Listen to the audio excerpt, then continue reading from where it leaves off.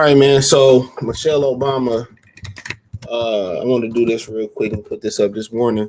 Michelle Obama talked to men, not just black men. Remember, Obama said she gonna get the.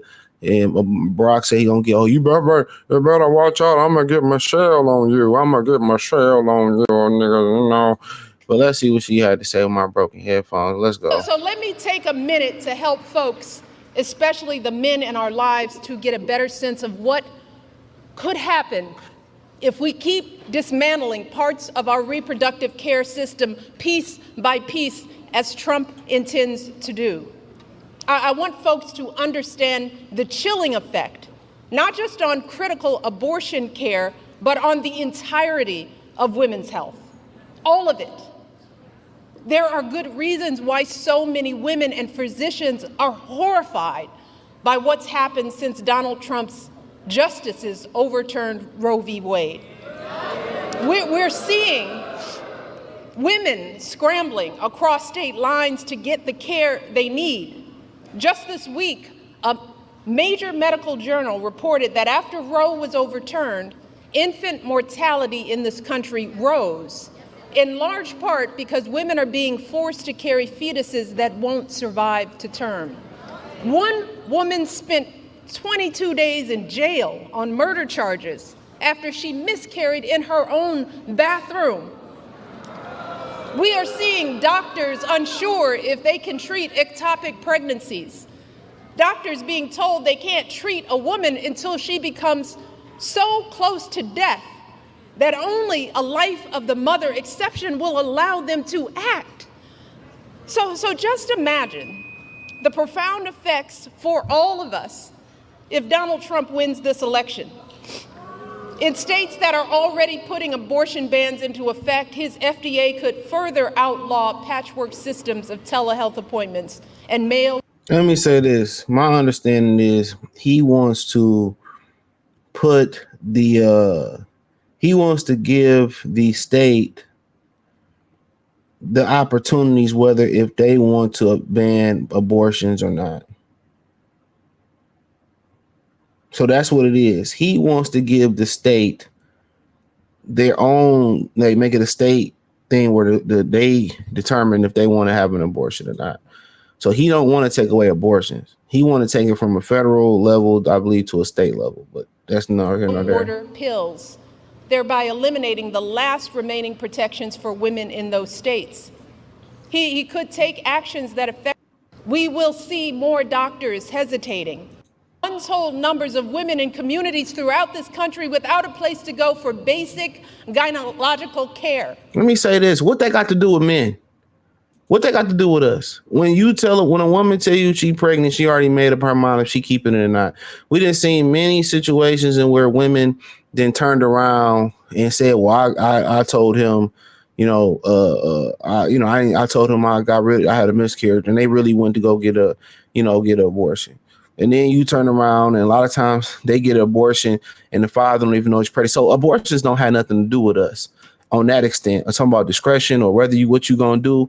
Women do. If you say you don't want to keep it, they keep it. You do want to keep it, they don't keep it. So how about, I don't care nothing about your abortion rights unless they took the cookies or some heinous crime was committed, and that's her discretion. I agree with that. But just because you don't know how to put a condom on, you don't know how to be on birth control, you can't control your box, who really cares? Which in turn will leave millions of us who will be living in medical deserts, which many young people here don't even remember. To paint a picture of what it will feel like if America, the wealthiest nation on earth, keeps revoking basic care from its or mother could be the ones at highs, or if she has to travel across state lines because the local clinic closed up. Your wife or mother. Then if you don't have money to travel to go get abortion, shouldn't be fucking. Could be the ones at higher risk of dying from undiagnosed cervical cancer because they have no access to regular gynecological care. Your daughter could be the one too terrified to call the doctor if she's bleeding during an unexpected pregnancy. Your niece could be the one miscarrying in her bathtub after the hospital turned her away. And this will not just affect women. It will affect you and your sons. The devastating consequences of teen pregnancy won't just be borne by young girls, but also by the young men who are the fathers. They too will have their dreams of going to college, their entire futures totally upended by an unwanted pregnancy. If you and your partner are expecting a child, you will be right by her side at the checkups, terrified if her blood pressure is too high, or if there's an issue with the placenta, or if the ultrasound shows that the embryo was implanted. Who gives a fuck? Like literally. Her pressure dropping as she...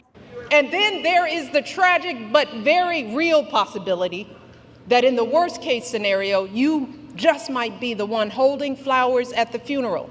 Don't care. One of the ways women die during childbirth. So I am asking y'all from the core of my being to take our lives seriously. Please. Oh my God. Who gives a hell? Y'all, we are, man, you talking about take y'all lives to, y'all got more protections than black men, but this was not what I was looking for. So, man, hold on. This was not what a ninja was looking for. Hold on, man. I apologize. That's not what nobody want to hear that bullshit, man. Y'all got every right in the book.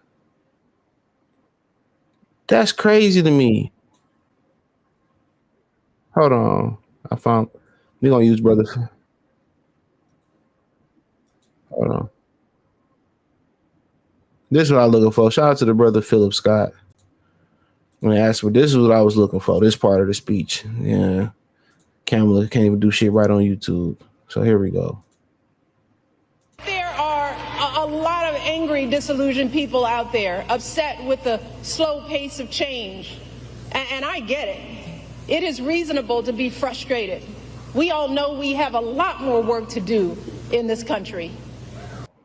But to anyone out there thinking about sitting out this election or voting for Donald Trump or a third-party candidate in protest because you're fed up, let me warn you, your rage does not exist in a vacuum.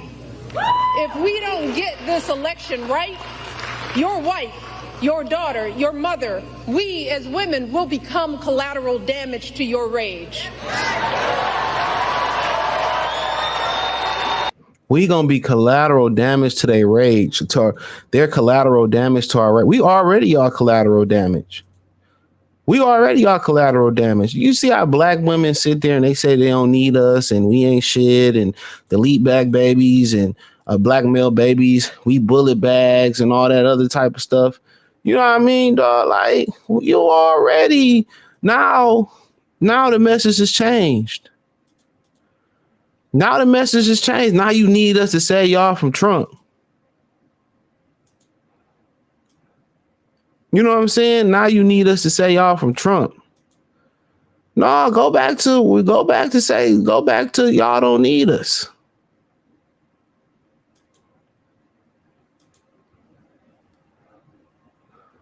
Go back to y'all don't need us. Yeah, go back to that part. Y'all don't need us, bro. Shit crazy. So are you as men prepared to look into the eyes of the women and children you love and tell them that you supported this assault on our safety? And to the women, assault on your safety on something that you can control. Let's make that clear. This is something that they can control. Think about that for a minute. This ain't nothing where they walking down the street and they can't control it. Y'all control when y'all have babies or not. That's the crazy thing about it. They talking about our assault on our safety and what? Control your box. Control your box. Literally. This is nothing like women listening. We have every right to demand that the men in our lives do better by us. We have to use our voices to make these choices clear to the men that we love. Our lives are worth more than their anger and disappointment. Their lives are worth more than our anger and disappointment. When have we harmed these women, bro? Like, you hear the occasional, oh, God do this, but Bragg sent them to the upper room too. When have we harmed them? Because we vote for Trump? Because we vote because we tired of immigrants coming in getting resources? We tired of them giving money to the Ukraine? We tired of buying 4 or 5 things at the grocery store and it's coming to $40, $50? And I'm supposed to go worse in economic turmoil because of your abortions? Because yo, punani? Man, F y'all. I don't have no control over that. That's crazy. Even if you tell a woman like, no, I'm good, I don't want to keep it, or I want to keep it, they're gonna go the opposite way. So in something I don't have a say so in regardless, like, beat it. And we are more than just baby making vessels. Are y'all more than baby making vessels? Every time we turn on social media, y'all got your booty up, my booty, my punani brown, my panty pink, my booty hole pink. All y'all do is sexualize yourself. I'm not voting because of y'all punani. You out your rabbit mind. That's the last thing on my concern list. And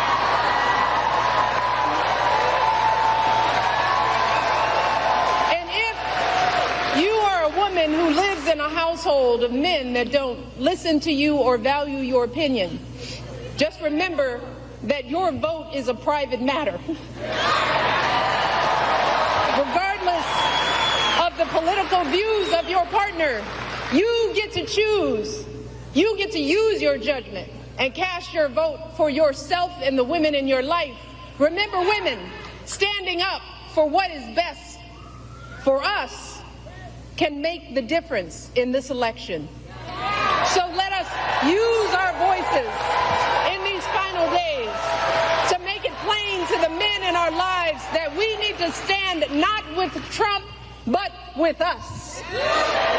We need them to vote for the only candidate in this race who will protect our lives. We need them to vote for Kamala Harris. Kamala, she will fight to restore our reproductive freedoms and defend our health. Kamala will fight for our access to life-saving emergency care and maternal care in every state.